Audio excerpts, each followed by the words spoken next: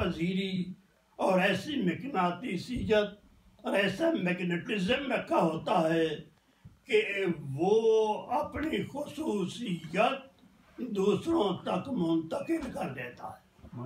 تو امام تقی علیہ السلام کی کیا خصوصیت ہے؟ امام تقی علیہ السلام کی یہ خصوصیت ہے کہ آپ نہ صرف خود متقی تھے بلکہ جو بھی آپ کے سامنے آتا تھا، جو بھی آپ کے پاس بیٹھتا تھا، جو بھی آپ سے فیض حاصل کرتا تھا، امام اس کو بھی متقی اور پرہیزگار بنا دیتا۔ یہ تاکہ اور جواد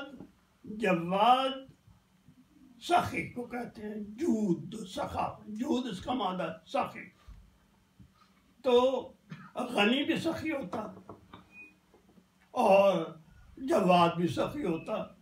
سوال یہ ہے کہ دونوں میں فرق کیا ہے؟ فرق یہ ہے کہ اگر ایک آدمی میرے پاس آئے اور وہ یہ کہے کہ جناب مجھے ضرورت مند ہوں میں، مجھے آپ کچھ رقم دیں، میں کہوں کہ آپ کو کتنی رقم چاہیے، تو وہ فار ایگزامپل مثال کے طور پر کہے کہ جی مجھے تو 100 پاؤنڈ چاہیے اور میں اسے 100 پاؤنڈ نکال کے دے دوں تو میں کہلاؤں گا غنی۔ عربی زبان میں غنی کہلاؤں گا۔ لیکن اگر ایک آدمی آئے اور وہ کہے کہ جناب میری ضرورت ہے وہ 100 پاؤنڈ ہے اور میں اس کو نکال کے دے دوں 1000 پاؤنڈ، اس نے ضرورت کتنی بتائی؟ 100 پاؤنڈ، اور میں نے اس کو نکال کے کتنے دے دیے؟ 1000 پاؤنڈ، تو میں کہلاؤں گا جواد، کیونکہ میں نے اس کی ضرورت سے زیادہ اس کو دے دیا۔ تو پہلی خصوصیت ہے جواد ہونے کی ہے۔ دوسری خصوصیت کیا ہے؟ دوسری خصوصیت یہ ہے کہ ایک آدمی ویسے ہی آ کے بیٹھ گیا، اس نے مانگا کچھ نہیں، مجھ سے کوئی چیز اس نے طلب نہیں کی، بیٹھ گیا۔ اب میں نے قیافت سے، اندازہ سے یہ اندازہ لگایا کہ یہ آدمی ضرورت مند ہے، اس نے تقاضا نہیں کیا کسی قسم کا، لیکن میں نے اپنی بصیرت سے اور بصارت سے یہ اندازہ لگا لیا کہ یہ شخص ضرورت مند ہے، تو میں نے فوراً جو انداز میں دینا چاہتا تھا، جو رقم میں دینا چاہتا میں چپکے سے میں نے اس کے حوالے کر دی۔ یہ بھی جو بات کہ بغیر ضرورت کے، بغیر کسی کے مانگے ہوئے کسی کو جو عطا کر دے اس کو جواد کہتے ہیں۔ اب آپ کی زندگی کا جو خاص پہلو ہے وہ یہ ہے کہ آپ کے علم میں یہ بات ہونی چاہیے کہ 40 سال تک حضرت امام رضا علیہ السلام کی اولاد نہیں،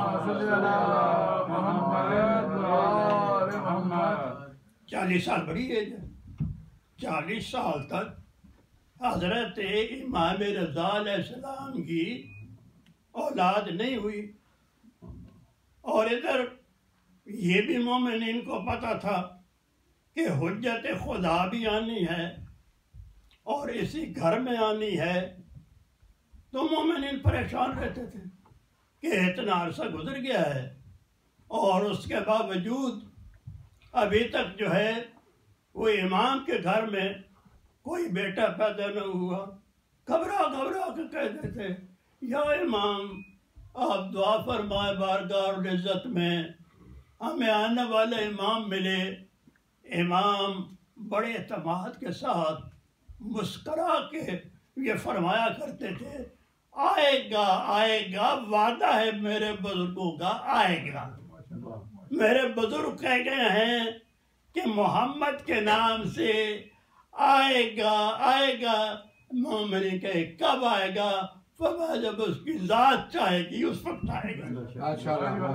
اور جب اس کی ذات نے چاہا تو امام تشریف لے آئے.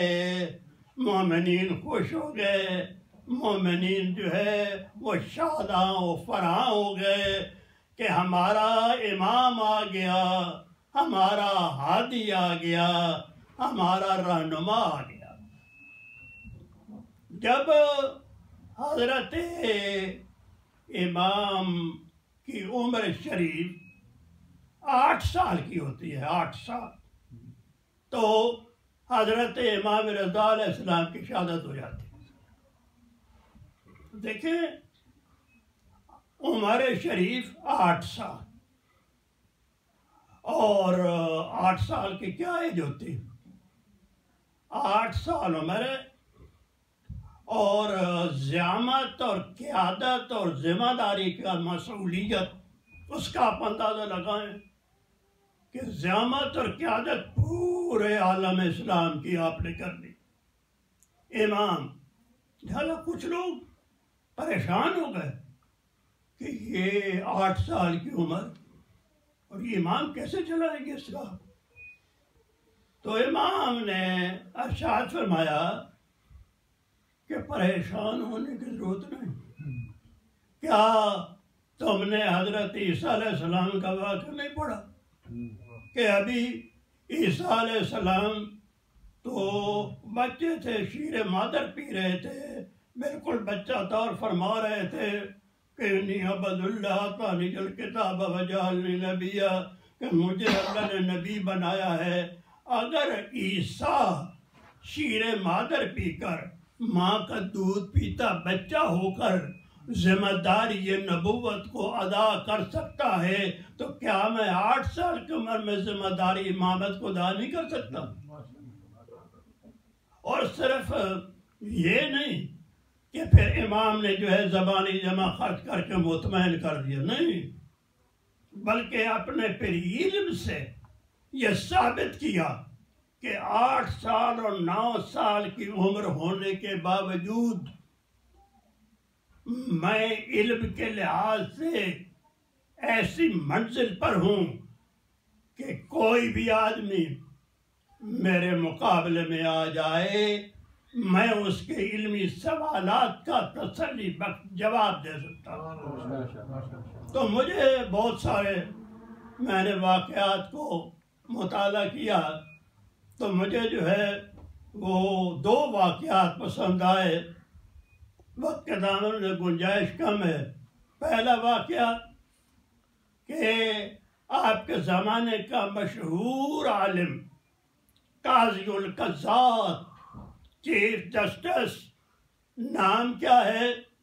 یحییٰ ابن اقسم.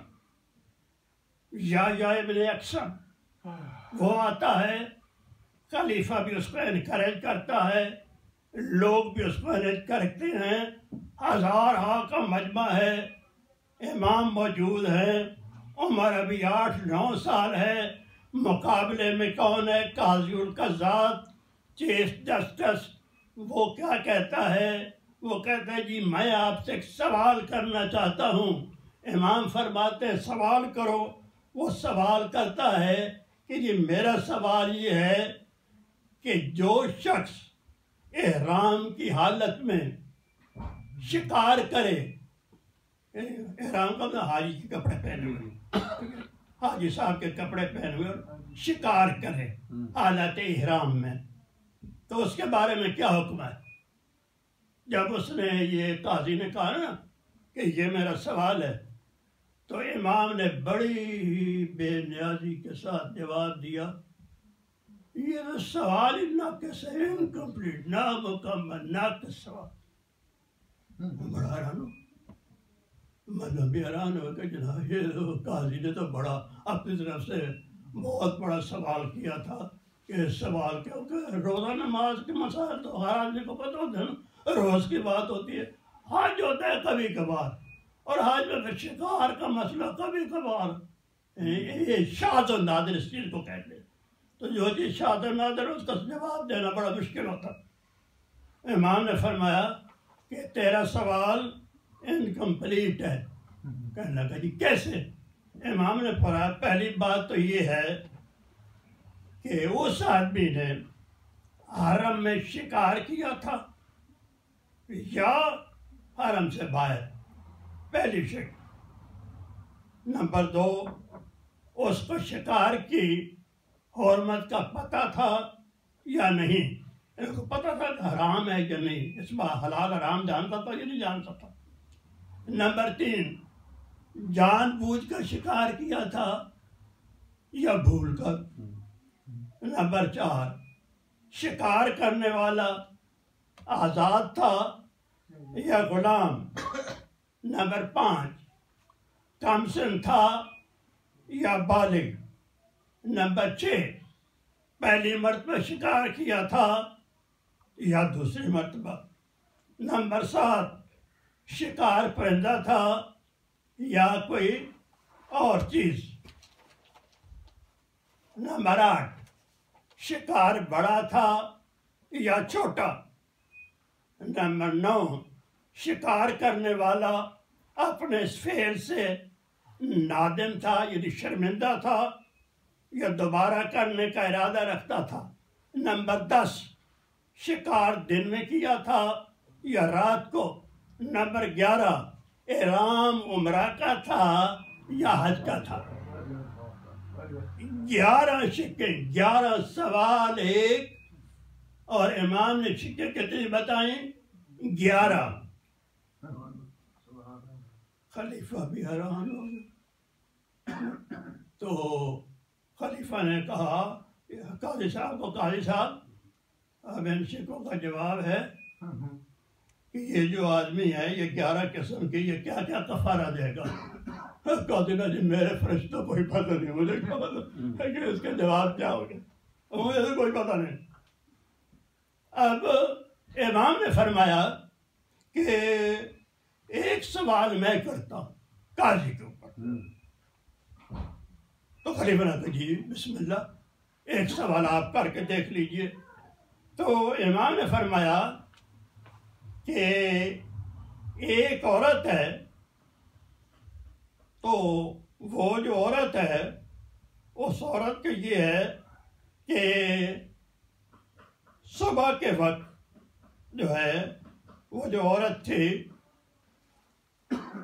صبح کے وقت اس عورت پر جب نگاہ کی گئی تو وہ حرام تھی۔ صبح کے وقت جب عورت پر نگاہ کی گئی تو وہ حرام تھی۔ سورج نکل آیا تو حلال ہو گئی۔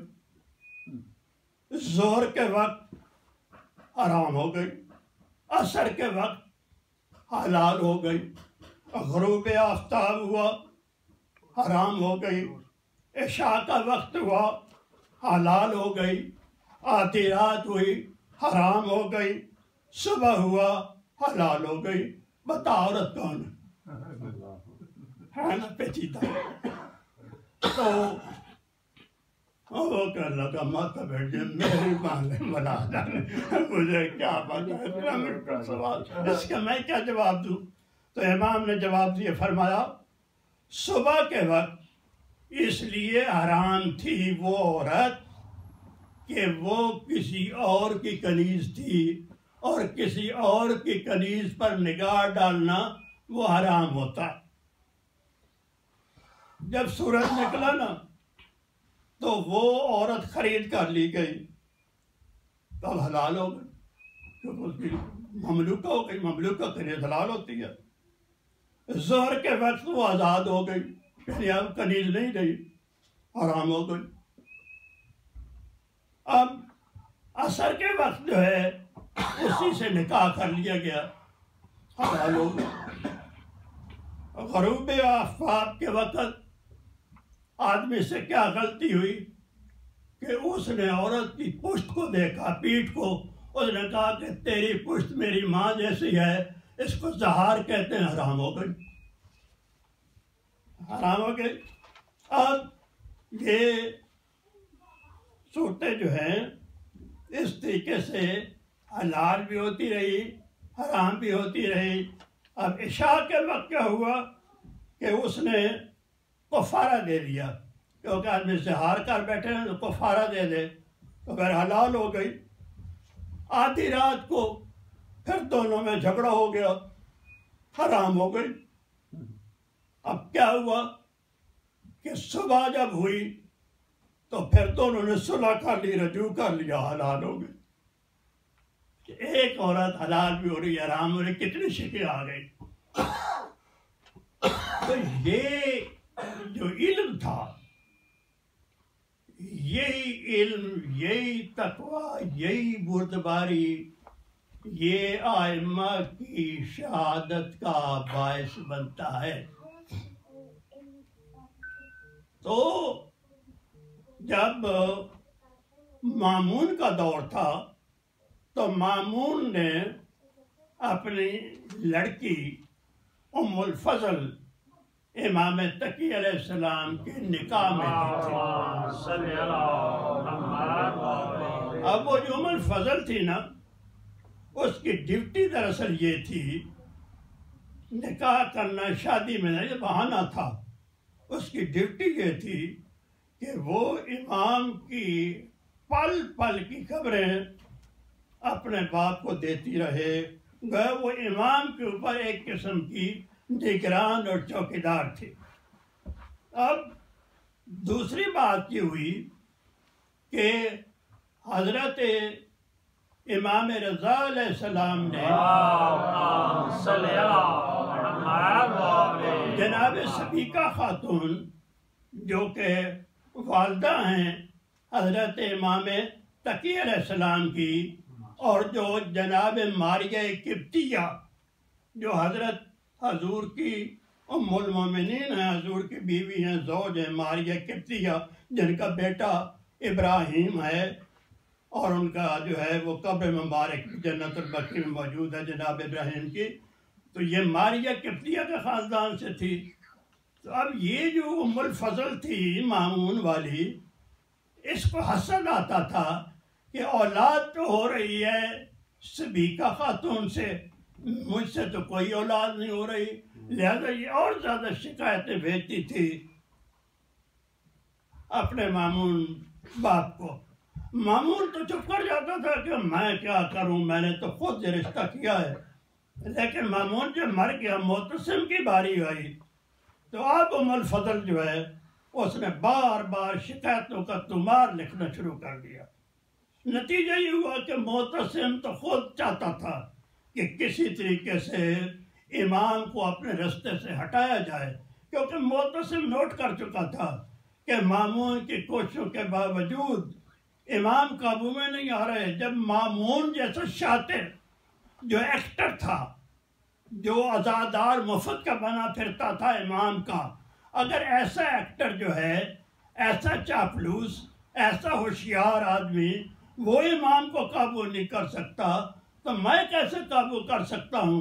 لہذا اس نے کیا کیا کہ اس نے ظلم یہ کیا کہ اس نے ایک شربت تیار کیا، اور شربت تیار کرنے کے بعد وہ شربت امام کے ولا بھیجا، اور جب امام تشریف لے آئے تو وہ شربت آپ کے سامنے رکھ دیا اور کہنے لگا کہ علی جان، یہ شربت میں نے صرف اپنے لیے تیار کیا ہے، یہ بڑا مفرح ہے، یہ طبیعت کو حشاش بشاش کر دیتا ہے، آپ بھی اس میں سے اس شربت کو پی کے دیکھیں، اس کو نوش کر کے دیکھیں۔ امام نے کے آگے بڑھا دیا، رضان بے قضائی تسلیما لامرے۔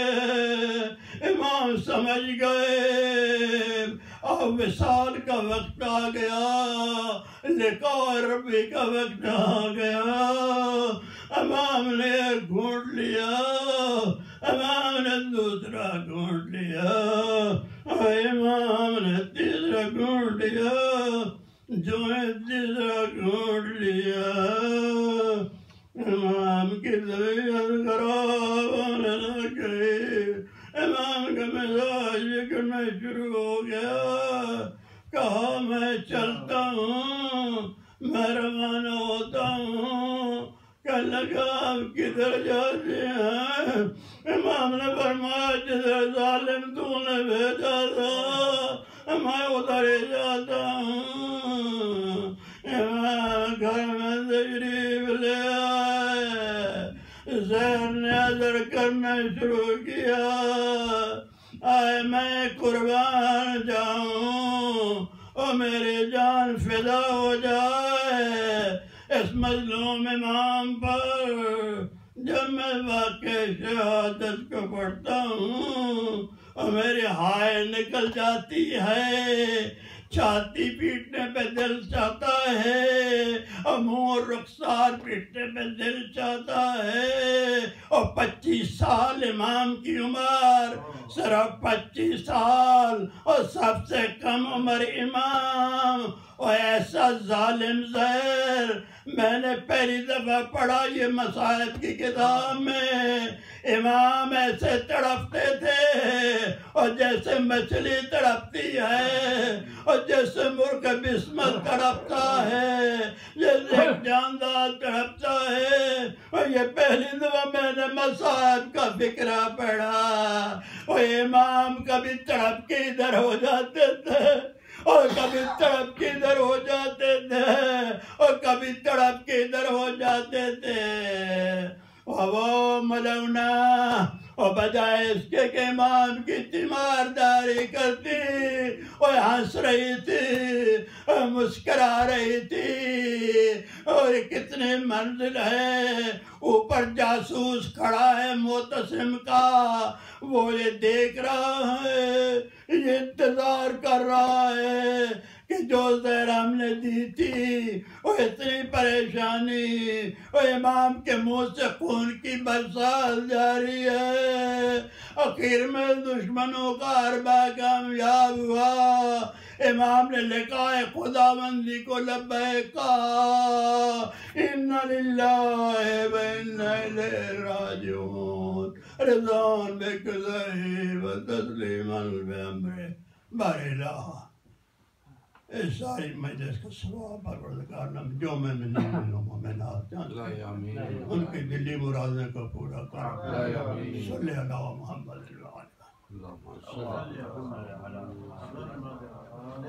اللهم صل علی